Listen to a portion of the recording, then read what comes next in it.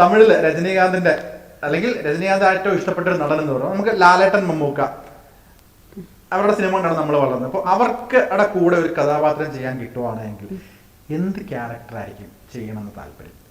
അവരുടെ ഒപ്പം നിൽക്കുന്നതാണോ ഓപ്പോസിറ്റ് നിൽക്കുന്നതാണോ? എന്തായിരിക്കും മനസ്സിൽ ലാലേട്ടൻ മമ്മൂക്കയുടെ ഒരു കഥ കൂടെ ചെയ്യണം എന്ന് ഏതൊരു സിനിമ ആഗ്രഹിക്കുന്ന വ്യക്തിക്കും അവരുടെ അൾട്ടിമേറ്റ് എയിമാണ് ലാലേട്ടൻ മമ്മൂക്ക.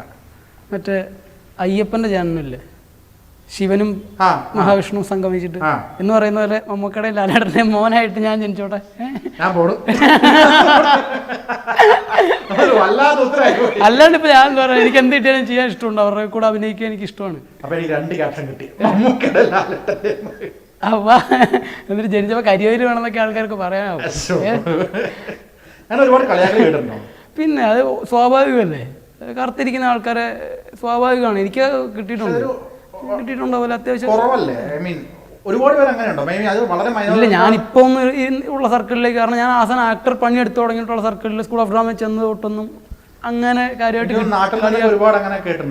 ഞാൻ പണ്ട് സ്കൂളിൽ പഠിക്കുന്ന സമയത്ത് ഐസ് മേടിക്കാൻ പോയ സമയത്ത് എന്നോട്, ഇപ്പം ഞാനത് അഭിമാനമായിട്ടാണ് കേട്ടോ എടുക്കുന്നത്, എന്നോട് ചോദിച്ചു, നീ മറ്റേ അവിടുത്തെ അയാളുടെ മോനല്ല, ആളൊരു പുലയ മനുഷ്യനാണ്, പുലയനാണ്. അല്ലല്ല, ഈ ആളുടെ മോനല്ലേ എന്നാണ് എന്നോട് ചോദിച്ചത്. പൊലേന്റെ മോനല്ലേ എന്ന് ചോദിച്ചു.